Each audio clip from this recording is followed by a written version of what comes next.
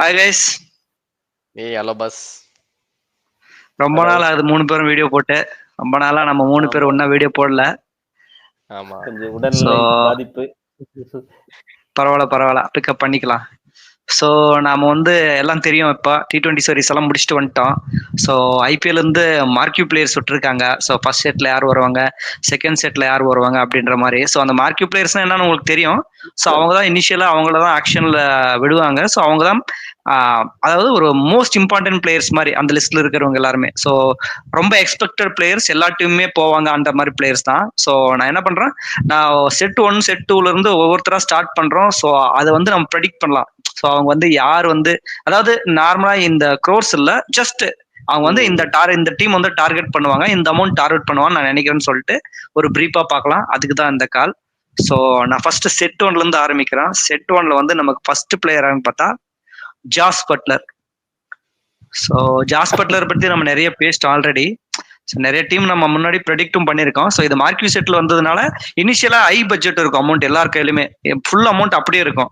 So அந்த மாதிரி டைம்ல ஜாஸ் பட்லர் வந்தா யாருக்கு போவாருன்னு நினைக்கிறீங்க, எவ்வளவு போவாருன்னு நினைக்கிறீங்க? சரவணன் ஸ்டார்ட் பண்ணுங்க. ஓகே, ஜாஸ் பட்லருக்கு வந்து கண்டிப்பா ஒரு ஹை டிமாண்ட் இருக்கும் ஆக்ஷன்ல. அதனால அதே மாதிரி யாரு பாக்கெட்ல காசு அதிகமா இருக்கோ அவங்க தான் ட்ரை பண்ணுவாங்க. ஸோ ஒன்னு வந்து பஞ்சாப், அனதர் ஒன் வந்து ஆர்சிபி. ஸோ இவங்க 2 பேரும் தான் ட்ரை பண்ணுவாங்கன்னு எனக்கு தோணுது. குமரேசன், இப்போ வந்துட்டு இவர் வந்து நமக்கு ஓப்பனிங் ஆப்ஷன், ஓகேங்களா? ஓப்பனிங் ஆப்ஷன் பிளஸ் விக்கெட் கீப்பரும் கூட. அப்படி பார்க்கும்போது பஞ்சாப் கிட்ட எந்த விக்கெட் கீப்பரும் இல்ல, ஓப்பனிங் பேட்ஸ்மேனும் வேணும்ன்றதுனால மேபி அவங்க போலாம். ஆர்சிபி வந்து டவுட் தான், ஏன்னா அவங்க கேஎல் ராகுல வந்து எடுக்கலான்ற மாதிரி ஒரு ஐடியால இருக்காங்க. ஸோ அதனால பட்லருக்கு போக மாட்டாங்கன்னு எனக்கு தோணுது. ஸோ நான் மோஸ்ட்லி கிங்ஸ் 11 ப்ரிப்பேர் பண்றேன். கரெக்ட் தான். பட் என்ன இருந்தாலும் ஃபர்ஸ்ட் இனிஷியலா வரும்போது கொஞ்சம் பட்ஜெட் ஹையா போவார்னு எக்ஸ்பெக்ட் பண்ணலாம். மோஸ்ட்லி எல்லா டீமே ட்ரை பண்ணுவாங்க. வேணா இப்ப கேகேஆருக்கு ஓப்பனர்ஸ் கிடையாது, மும்பைக்கு ஓப்பனர்ஸ் கிடையாது. ஸோ ஒரு டெஸ்ட்ரக்டிவ் பேட்ஸ்மேன் மும்பை மாதிரி ஒரு கிரவுண்ட் எல்லாம் கிடைச்சிச்சுன்னா, ஐ திங்க் மும்பையிலே 2 செஞ்சுரியன் அடிச்சிருக்காரு. ஸோ அந்த மாதிரி ஒரு கிரவுண்ட் எல்லாம் அவருக்கு ஒரு ஆப்பர்ச்சுனிட்டி கிடைச்சா அது வந்து பயங்கரமா யூட்டிலைஸ் பண்ணுவாங்க. ஸோ எனக்கு தெரிஞ்சு மும்பை ஆடா போவாங்கன்னு நான் நினைக்கிறேன். ஏன்னா ரோஹித் சர்மா கூட ஒரு நல்ல டெஸ்ட்ரக்டிவ் பேட்ஸ்மேன் தான். ஸோ அவங்களுக்கு பர்ஃபெக்டா இருக்கும். ஏன்னா இஷான் கிஷன் முன்னாடி வந்து ரோல் பண்ணிட்டு இருந்தாரு. ஸோ இஷான் வந்து நமக்கு இந்த வாட்டி 15 crores முன்னாடி கிடைப்பாரான்ற டவுட். ஸோ அந்த மாதிரி டைம்ல ஒரு ஜாஸ் பட்லர் மாதிரி ஒரு கமாடிட்டி கிடைச்சா பயங்கரமா இருக்கும். ஸோ ஐ திங்க் மும்பை கொஞ்சம் ஆடா போவாங்க அப்படின்னு நான் நினைக்கிறேன். ஸோ வில் சி, பார்க்கலாம். நீங்க வந்து பஞ்சாப் சொல்றீங்க, நீங்களும் பஞ்சாப். ஸோ நான் வந்து மும்பை மேல போயிருக்கேன், பார்ப்போம் அவங்க எப்படி நடக்கிறாங்கன்ட்டு. So second players Shreyas Iyer. Captain இல்லாத டீமா நோட் பண்ணுவாங்கன்னு நினைக்கிறேன். ஆமா, ஸ்ரேயாஸ் வந்து ஒரு கேப்டன் மெட்டீரியல் தான். அதனால கேப்டன் இல்ல, டெல்லிக்கு இப்ப கேப்டன் இல்ல, பஞ்சாப் கேப்டன் இல்ல. அப்படி இருக்கும்போது வந்து ஒரு பேச்சு அடிப்படுறது வந்து டெல்லிக்கு தான் திருப்பி போவாருன்னு தோணுது. அதனால டெல்லி வந்து ஆடா போவாங்க. ஸோ டெல்லி கூட வந்து முடிக்கிறது கூட சான்ஸ் இருக்கு, பார்க்கலாம். ஓகே குமரேசன், நீங்க?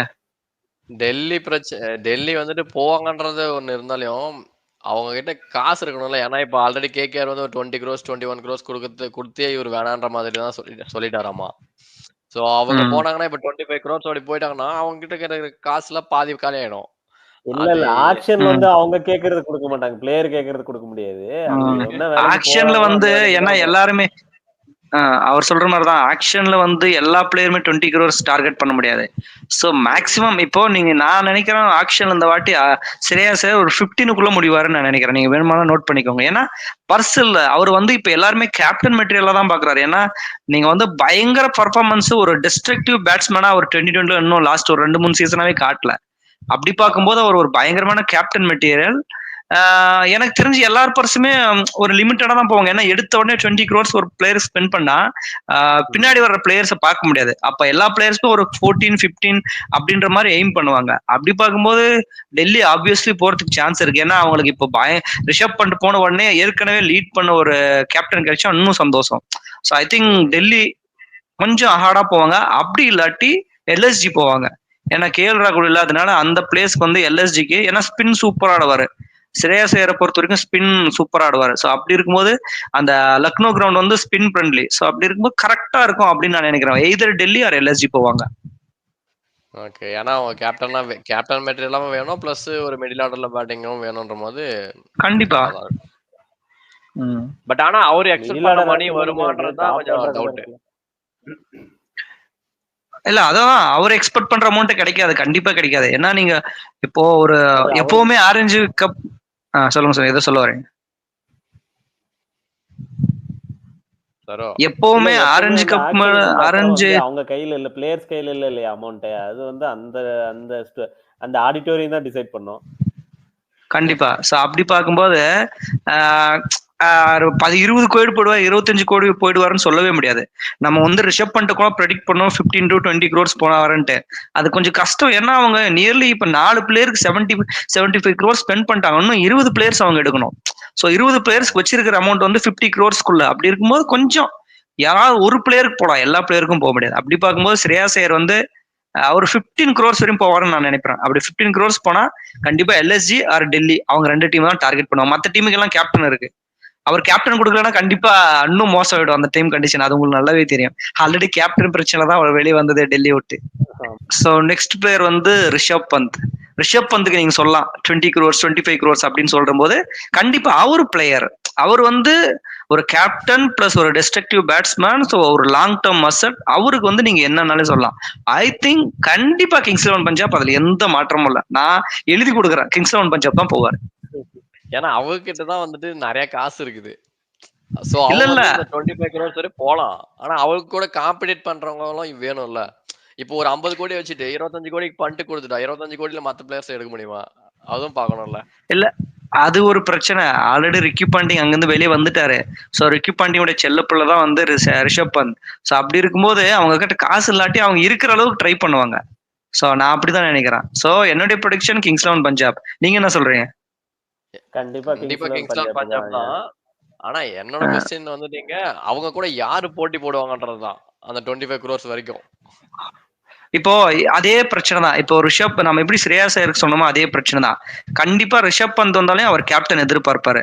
அப்படி பார்க்கும்போது ஐ திங்க் இந்த வருஷம் ஆர்சிபி வந்து கோலிவே கேப்டன் பண்ற மைண்ட்ல இருக்காங்க. சிஎஸ்கேவுக்கு ஆல்ரெடி ருத்து கேப்டனா இருக்காரு. டெல்லிக்கு போக மாட்டாரு. கேகேஆருக்கு அவங்க கிட்ட ஆல்ரெடி பட்ஜெட் ரொம்ப கம்மி, அப்படி போக மாட்டாரு. சோ அப்படி எல்லாத்தையும் வச்சு அனலைஸ் பண்ணா ஒரு 25 crores பிளஸ் கேப்டன் யாருக்கிட்ட கிடைக்கும்னா கிங்ஸ் 11 பஞ்சாப் தான் கிடைக்கும். ஏன்னா அப்படி பார்க்கும்போது அவ்வளவு தூரம் போயிட்டு அவ்வளவு டஃப்பான, ஏன்னா அவங்க கிங்ஸ் 11 பஞ்சாப் தான் அவங்க போக போறாங்கன்னா நம்ம ஆப்போனன்ட்ல இருக்கிற ஒரு டீம் இந்த மும்பை மாதிரி டீம் ட்ரை பண்ணிட்டே இருக்கலாம். ஏன்னா அவங்களுடைய பர்ஸ காலி பண்றதுக்காக அது ஒரு ஸ்ட்ராட்டஜி இருக்கு இல்லையா?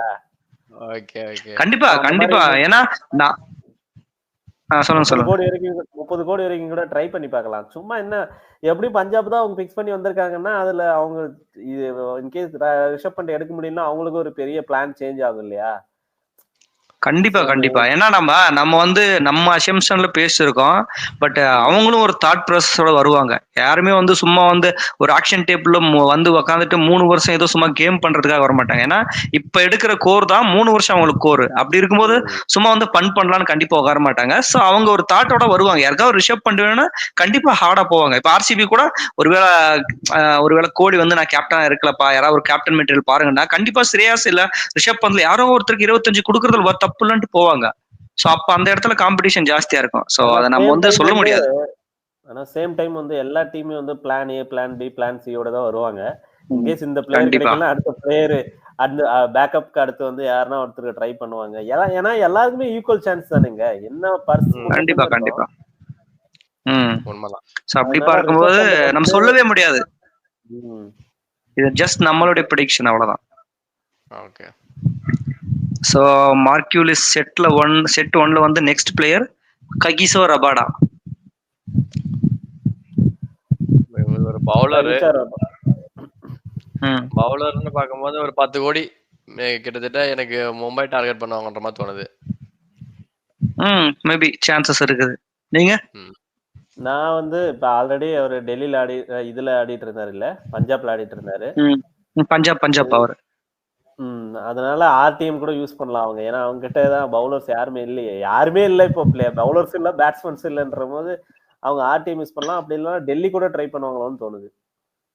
கண்டிப்பா. ஏன்னா இப்போ 10 கோடி வரைக்கும் போறதுக்கு சான்ஸ் இருக்கு. ஆமா, ஏன்னா 3 வருஷம் இல்ல. சோ இப்ப ஸ்டார்ட் பண்ணிட்டா எப்படி 3 வருஷம் அவங்க டைப்ல தான் இருப்பாங்க. அப்படி இருக்கும்போது கிங்ஸ் 11 போறதுக்கும் சான்ஸ் இருக்கு. ஏன்னா ரீடைன் பண்ணலாம். இப்போ ஒரு 6 to 7 crores கிடைச்சாருன்னா கண்டிப்பா ரீடைன் பண்றதுக்கு நிறைய சான்ஸ் இருக்கு.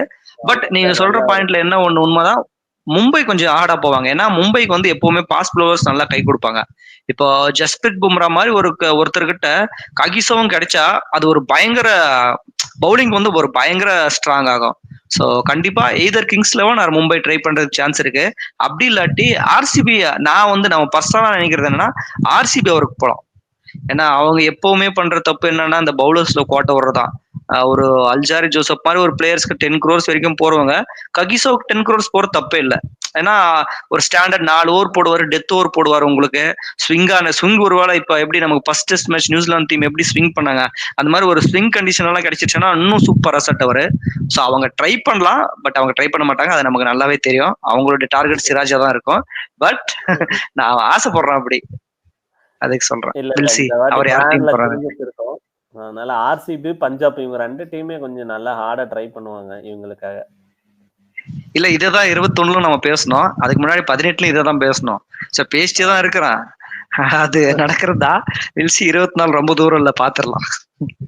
நெக்ஸ்ட் பிளேயர் வந்து ஹர்ஷ்தீப் சிங். இந்த ஹர்ஷ்தீப் சிங்கை பத்தி நான் நேத்து வந்து நாங்க பிஜிடி பேசும்போது பேசணும் ஒரு சின்ன வேர்டு என்னன்னா, ஒரு ஹர்ஷ்தீப் சிங் ஒரு திலக் வர்மாவை கம்பேர் பண்ணி பேசுறது என்னன்னா, ஒரு திலக் வர்மா ஒரு 22 வயசு பையன், அவனை 8 கோடி கொடுத்து ரிட்டைன் பண்றாங்க மும்பை இந்தியன்ஸ். ஏன்னா பொட்டன்ஷியல் இருக்கு அவர்கிட்ட அப்படின்னு அவங்க பிலீவ் பண்றாங்க, அதனால ரிட்டைன் பண்றாங்க. ஹர்ஷ்தீப் சிங் இந்தியன் கிரிக்கெட்ல T20ல சகாலுக்கு அடுத்தது அவர் தான் அதிக விக்கெட். சகால் வந்து 97 விக்கெட் எடுத்திருக்காரு, இவர் 96 விக்கெட் எடுத்திருக்காரு. அப்படிப்பட்ட ஒரு பிளேயரை நீங்க ரீடைன் பண்ணலன்னா நீங்க ஏன் இத்தனை வருஷம் கப் அடிக்கலன்றது கிளியரா விசிபிள் ஆகுது. ஏன்னா நீங்க யாரோ ரிட்டைன் பண்றீங்க, நீங்க போயிட்டு இப்ப நான் உங்களுக்கு ஹர்ஷ்தீப் சிங் 8 கோடி கிடைச்சவரன்னு நினைக்கிறேன், கண்டிப்பா 15 crores வரையும் இருப்பாரு.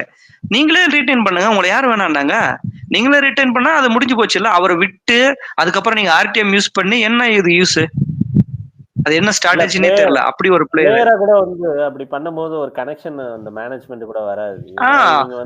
அவங்க வந்து ஒரு ரீடைன் பண்ணிருந்தா அது எவ்வளவு ஒரு ரெஸ்பெக்டா இருக்கு. ஏன்னா இப்ப நீங்க லாஸ்ட் T20 கூட பாத்துருப்ப, சரியான பவுலிங் போட்டாரு, ஒரு டெஸ்ட் மேட்ச் ஸ்பெல் போறாரு அவர், அந்த அளவுக்கு ஸ்விங் ஆகுது. சோ அப்படி ஒரு அசட்டை வந்து ஈஸியா விட்டாங்க. சோ அது பேசினா நம்ம நிறைய பேசினுக்கலாம். நான் நினைக்கிறேன் கண்டிப்பா ஆர்டிஎம் எடுத்து பஞ்சாப் எடுத்துருவாங்கன்ட்டு. நீங்க என்ன நினைக்கிறீங்க? இல்ல நானும் அதான் நினைக்கிறேன். அவங்க விட்டதே வந்து ஆர்டிஎம்ல எடுக்கலான்னு தான் யோசிச்சு விட்டுருப்பாங்க. அதனால ஆர்டிஎம் போவாங்க. அப்படி இல்லைன்னா கண்டிப்பா இவங்களும் ட்ரை பண்ணுவாங்க. பெங்களூர் வந்து பவுலர்ஸை வந்து ஸ்ட்ராங் பண்ணணும்னா அவங்க ட்ரை பண்ணலாம். ஏன்னா அவங்க கிட்ட சேம் அமௌண்ட் ஆஃப் மோரலஸ் கொஞ்சம் சிமிலரான பர்ஸ் அமௌண்ட் இருக்கு இல்லையா, அதனால சொல்ல வரேன். அப்போ சார் நீங்க? ஆனா கண்டிப்பா பெங்களூர் எடுத்தாங்கன்னா ஒரு நல்ல பவுலிங் செட்டப் உங்களுக்கு இருக்கும் தான் எனக்கு தோணுது. ஆனா கிங்ஸ் 11 வந்துட்டு இப்ப அவர் எடுக்கிற ஃபார்முக்கு மேபி கிங்ஸ் 11 ஆர்டிஎம்ல ட்ரை பண்ணலாம். மேபி கிங்ஸ் 11 அவரை விட்டதுக்கான காரணம் என்னன்னா, மேபி அவ்வளவு போக மாட்டாருன்ற மாதிரி அவங்க நினைச்சிருக்கலாம். ஆனா அவர் வந்து அந்த அளவுக்கு கேப்பபிள் பிளேயர் தான். 15 crores அவருக்கு கம்மின்னு கூட சொல்லலாம்.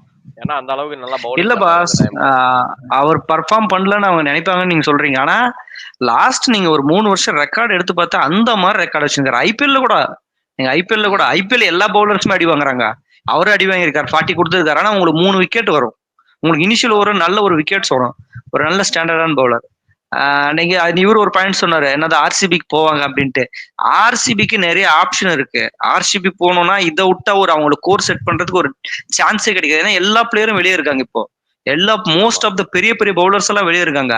இப்ப நீங்க வந்து ஆல்ரெடி உங்களுக்கு நீங்க ராகுல்னு பிக்ஸ் பண்ணி வச்சுட்டீங்கன்னா, ராகுல், கோலி, ரஜத் பட்டிதாரன் போது அந்த மிடில் ஆர்டர் அப்படியே உங்களுக்கு செட் ஆயிடும். ஓப்பனிங் மிடில் ஆர்டர்னு ஒரு 2 பிளேயர்ஸ் எடுத்து அப்ப நீங்க ஃபுல் போக்கஸை வந்து நீங்க பவுலர்ஸ் மேல வைக்கலாம். மறுபடியும் சிராஜ் மேல எடுத்துட்டு, உமேஷ் யாதவ் மாதிரி ஒரு பிளேயர் எடுத்துட்டு, பெர்கூசன் மாதிரி ஒரு பிளேயர் எடுத்துட்டு, டாம் கரன் மாதிரி ஒரு பிளேயருக்கு போனீங்கன்னா ஆக்ஷன் அதை நீங்க ஸ்ட்ராட்டஜியே பண்ண தேவையில்ல, அப்படியே வந்தீங்கன்னு தான் அர்த்தம். ஸ்டார்க் இருக்காரு, ஹெசில்வுட் இருக்காரு, ஹர்ஷ்தீப் சிங் இருக்காரு, இந்தியன் கோர்ல முகேஷ்குமார் இருக்காரு, நிறைய முகேஷ்குமார்லாம் பயங்கரமா, பிரசித் கிருஷ்ணா இருக்காரு. நீங்க அந்த மாதிரி பிளேயருக்கு போகணும். ஏன்னா நீங்க வந்து எப்படின்னா பிராண்ட் வேல்யூஸ் பாக்குறீங்க. ஒரு கோலி மாதிரியே உங்களுக்கு சிராஜ்னா ஒரு பேர், ஒரு நேம் இருக்கு, அந்த மாதிரி அப்படி பார்க்க கூடாது. நெக்ஸ்ட் பிளேயர் வந்து Mitchell Stark. So Mitchell Stark வந்து கண்டிப்பா இவ்வளவு நேரம் நம்ம பேசின மாதிரி ஆர்சிபி ட்ரை பண்ணலாம். ஸோ நீங்க என்ன நினைக்கிறீங்க? நான் வந்து கேகேஆர் ட்ரை பண்ணணும்னு தோணுது. மறுபடியும் அவங்களே எடுத்துட்டு போவாங்கன்ற மாதிரி எனக்கு தோணுது. அப்படி இல்லைன்னா SRH ட்ரை பண்ணலாம். நீங்க நம்ம ரிமைனிங் ஒரு 2-3 டீம் இருக்கு. நம்ம அத பத்தி கண்டுக்கவே மாட்டேங்கிறோம். அவங்ககிட்டயும் பட்ஜெட் இருக்குது. அவங்க ஆக்ஷனுக்கு வந்திருக்காங்க. இல்ல நம்ம வருவாங்க. இல்ல நம்ம So, வந்து ஒரு sunrises 6-7 பிளேயரை அதுக்கப்புறம் பத்தி தான் வந்து பேசியிருக்கோம். இல்ல அதனால எல்லாருக்குமே சொல்றேன். வந்து ஈக்குவல் ஆப்ஷன் சான்சஸ் இருக்கு இல்லையா அங்க போறதுக்கு. அதனால கண்டிப்பா கண்டிப்பா குஜராத் அப்புறம் சன்ரைசர்ஸ் இவங்க எல்லாமே வந்து அவங்களுக்கு ட்ரை பண்ணுவாங்களோன்னு தோணுது எனக்கு. கண்டிப்பா எல்லா டீமுமே ட்ரை பண்ணுவாங்க. நம்ம என்ன நினைக்கிறோம்னா லாஸ்ட் வருஷம் பண்ண பர்ஃபார்மன்ஸ் யார் அவங்களுக்கு ஐயா போவாங்க அப்படின்றதா. இப்ப வந்து நீங்க ஒரு ஸ்ரேயாஸ் ஐயரா இருக்கட்டும், ரிஷப் பந்தா இருக்கட்டும், இவங்களெல்லாம் வந்து விட்ட டீம் வச்சு தான் நம்ம பேசுறோம். ஸ்ரேயாஸ் ஐயர் ஆல்ரெடி நம்ம வந்து டெல்லி இருந்ததுனால டெல்லியை டார்கெட் பண்றோம். ரிஷப் பந்த் வந்து வெளியே வந்துட்டாரு. இப்போ ரிக்கி பாண்டிங் வந்து பஞ்சாப்ல இருக்கிறதுனால அப்படி பேசுறோம். இப்ப ஸ்டார்க் வந்து கண்டிப்பா போன வருஷம் நாக் அவுட் கேம்ல செமையா பண்ணாரு. அதனால வந்து கொல்கத்தா போவாங்கன்னு நினைக்கிறேன். அவ்வளவுதானே தவிர மத்தபடி வேற ஒண்ணு. ஃபர்ஸ்ட் மார்க்யூ லிஸ்ட்டை முடிச்சோம். நல்லா இன்ட்ரெஸ்டிங்கா இருந்துச்சு.